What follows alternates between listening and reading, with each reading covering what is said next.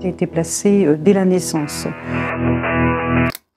On a été placés toutes les deux, ma sœur et moi, dans une famille d'accueil. Nous y sommes restés un certain temps, mais je ne sais pas du tout, comme je n'ai pas retrouvé mon dossier, les dates exactes. On a été retirés de cette famille et on a été placés à un moment donné, chacune de notre côté. Et c'est vrai qu'ensuite, on a donc été à nouveau ensemble chez la même nourrice. Et à la mort de notre père, quand moi j'avais 3 ans, ma sœur, on avait donc 5 et demi, pas loin de 6, on nous a à nouveau placés en orphelinat à l'école départementale de Vitry, et qui était un établissement où il y avait énormément d'accueil d'enfants, où c'était... on avait des dortoirs de 75 lits. C'était vraiment des rangées de 25 lits. C'était vraiment, c'était assez terrorisant. Enfin, et ma sœur, qui elle était dans un autre bâtiment, beaucoup plus, parce qu'elle était plus grande, elle a vécu beaucoup de violences, à la fois des monitrices, des autres filles de son âge.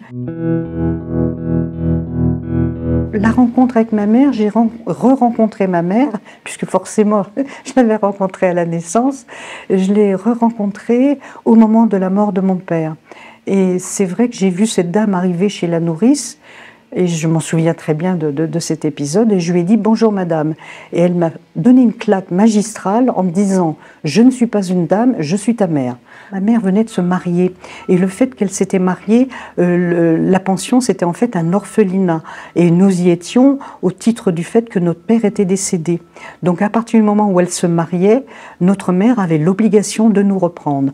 Elle n'avait pas du tout envie de nous reprendre. Voilà, de même qu'elle pouvait nous dire régulièrement que si elle avait pu ne pas avoir d'enfant, ben, elle n'en aurait pas eu. Là, on a découvert que notre mère était quand même quelqu'un qui avait un caractère extrêmement fort, qui exprimait énormément de violence, qui avait des colères éruptives, impromptues, qui arrivaient vraiment de façon incompréhensible. Et qui nous a amenés quand même, et où elle exprimait énormément de violence à notre égard. Elle pouvait nous frapper avec une violence assez démesurée. Puis quand j'ai vu que les choses allaient vraiment déraper, et puis il y avait de la violence, et puis j'en pouvais plus, donc j'ai à nouveau fugué. Et là, je suis allée au foyer Jean Costet, où ma sœur avait été prise en charge. J'ai été voir les éducatrices de ce foyer en expliquant ma situation et en disant que je ne pouvais plus rester. Et à ce moment-là, les éducatrices m'ont emmenée à la brigade des mineurs, quai de Gesvres, à Paris, et où j'ai pas tout à fait tout compris ce qui se passait. Le policier qui m'interrogeait m'a dit finalement t'es une vagabonde. J'ai dit pardon? Il me dit bah oui, t'es une vagabonde. Ben non, je suis pas une vagabonde, je suis venue de moi-même. Alors il m'a dit t'as été arrêtée pour vagabondage. Alors j'ouvrais des yeux, arrêtée pour vagabondage, j'ai dit ben non, je suis venue demander de l'aide. C'est quelque chose qui m'a semblé terriblement injuste, tellement... puis c'était pas la vérité, c'était pas ma vérité en tous les cas. Alors il m'a posé une question après totalement étrange. Est-ce que tu as une pièce de 5 francs sur toi? Ben non. Alors tu vois, tu es une vagabonde. Alors cette anecdote, elle est sacrément importante parce que ma sœur a eu la même... exactement la même, le même parcours. Elle s'est retrouvée à la brigade des mineurs, elle s'est retrouvée, et comme moi, le soir, on est parti en panier à salade, et le panier à salade avait ramassé des prostituées sur le chemin, et on s'est retrouvés dans ce panier à salade avec ces femmes, pour lesquelles d'ailleurs ma sœur garde un souvenir extrêmement sympathique parce qu'elles l'ont protégée des policiers et puis des autres filles qui pouvaient être agressives. Et ce qu'elle avait vu, elle, c'est des prostituées qui ont été violées par les policiers qui les accompagnaient et les policiers qui les dépouillaient de leur argent. Enfile ton blouson.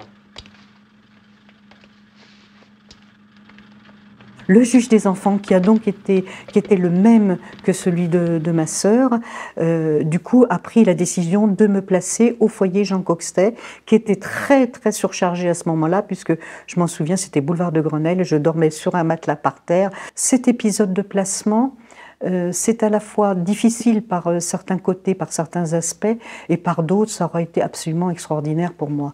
Parce que j'y ai rencontré des éducatrices qui avaient comment dire, des conceptions éducatives plutôt militantes quand même, et quel que soit leur bord, parce que c'était à ce moment-là assez étonnant, mais au niveau politique, j'ai été vraiment éduquée très tôt quand même à la politique avec ces femmes, enfin c'était majoritairement des femmes.